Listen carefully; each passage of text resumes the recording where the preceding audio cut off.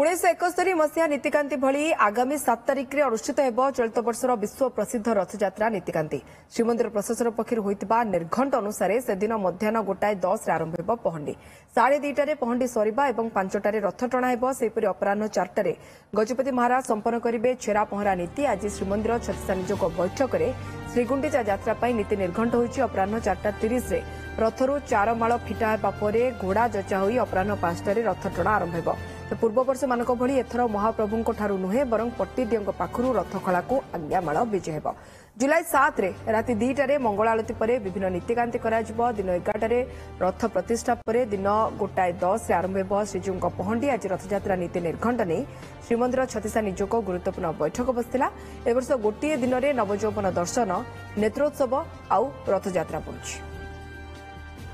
रथयात्रा विषय आलोचना करूँ तथा आमर से बैठक रे आमर नीति निर्घंट अनुमोदन करागला तथा तार संगे आमर व्यवस्थावली रे भी आलोचना करागला से व्यवस्थावली रे भी अनुमोदन करागला। तो आम चेष्टा करूँ ए वर्ष केमती आम रथयात्रा महाप्रभुर आशीर्वाद रु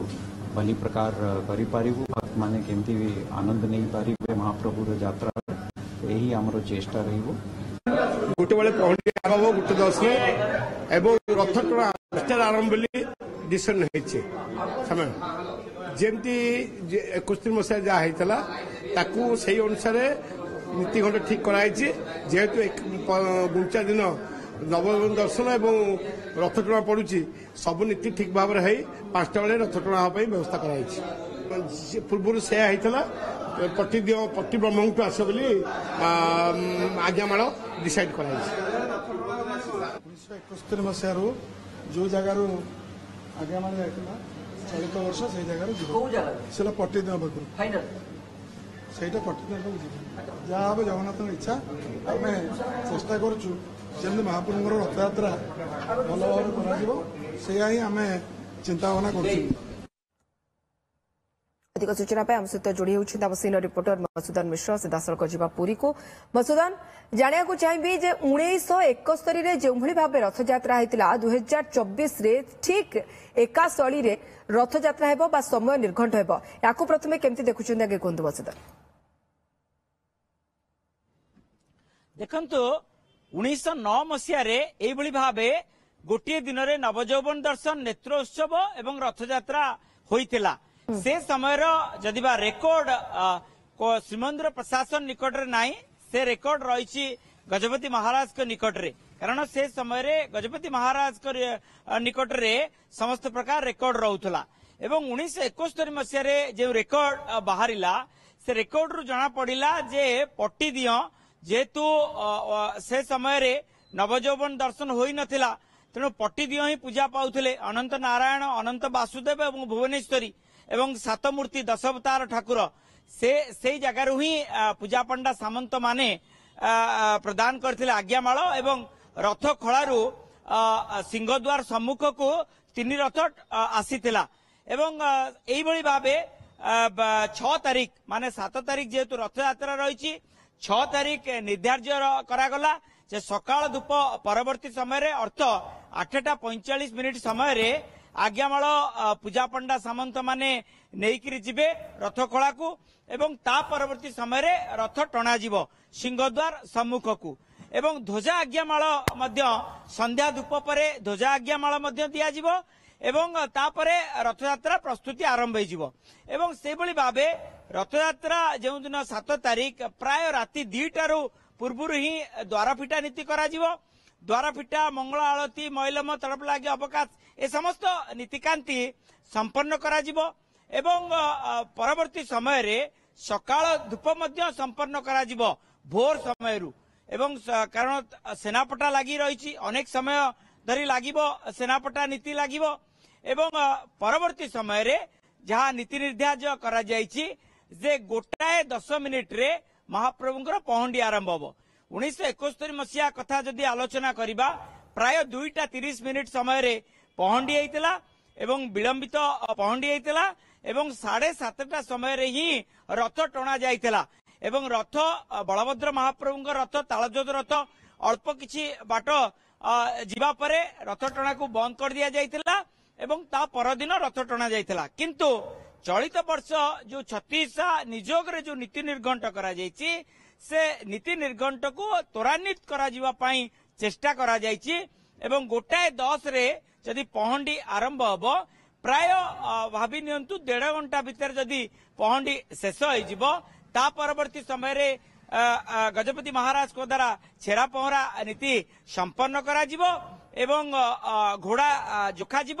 ଏବଂ ତାପରେ ରଥ ଟଣାଯିବ। ଯଦି ରଥ ଟଣା 5ଟା ବେଳେ କରାଯିବ କାରଣ 5ଟା ବେଳେ ହିଁ ରଥ ଟଣା ଯିବା ପାଇଁ 36 ନିଯୋଗରେ ନୀତି ନିର୍ଘଣ୍ଟ କରାଯାଇଛି। ଯଦି ତା ପୂର୍ବରୁ ମଧ୍ୟ ନୀତିକୁ ତ୍ୱରାନ୍ୱିତ କରାଯାଇ ଶେଷ କରାଯିବ ତାହେଲେ ମଧ୍ୟ ତା ପୂର୍ବରୁ ମଧ୍ୟ ରଥ ଟଣା ଯାଇପାରିବ। ତେଣୁ ତାକୁ ଯଦି ଦେଖିବା ପୂର୍ବରୁ ମଧ୍ୟ ରଥ ଟଣା ଅନେକ ବିଳମ୍ବିତ ମଧ୍ୟ ହେଇଛି। ତେଣୁ ଦେଖିବାକୁ ଗଲେ ନୀତି ଯୋଉ ନିର୍ଦ୍ଧାରିତ କରାଯାଉଛି ତାହା ତ୍ୱରାନ୍ୱିତ କରାଯାଉଛି ଏବଂ କିଭଳି ଭାବେ ନୀତିକୁ ସମନ୍ୱୟ ରଖାଯିବ ତାରି ଉପରେ ଗୁରୁତ୍ୱ ଦିଆଯାଇଛି। ଆସନ୍ତାକାଲି ଯେହେତୁ ପରିଚାଳନା କମିଟି ବୈଠକ ରହିଛି ଗଜପତି ମହାରାଜ ଦିବ୍ୟସିଂହ ଦେବଙ୍କ ଅଧ୍ୟକ୍ଷତାରେ ଯୋଉ ପରିଚାଳନା କମିଟି ବୈଠକ ହବ ସେଥିରେ ନିଶ୍ଚିତ ପକ୍ଷରେ ଏଇ ଯୋଉ ନୀତିକୁ ନିର୍ଘଣ୍ଟ କରାଯାଇଛି ସେ ନୀତିକୁ ସେଇ ଅନୁସାରେ କିଭଳି ଭାବେ ପରିଚାଳନା କରାଯିବ तारी उपरे ही गुरुत्व दिया जिवो। मसुदन अन्य एक कथा जेतु 7 तारिख राति रे ही नीति प्रक्रिया आरंभ होई जिवो महाबाहु मानकर सेतले मु जाने को चाहिबी जे नव यौवन दर्शन केमती हबो काहेकि सेही दिन तो रथ यात्रा भी पडुछि।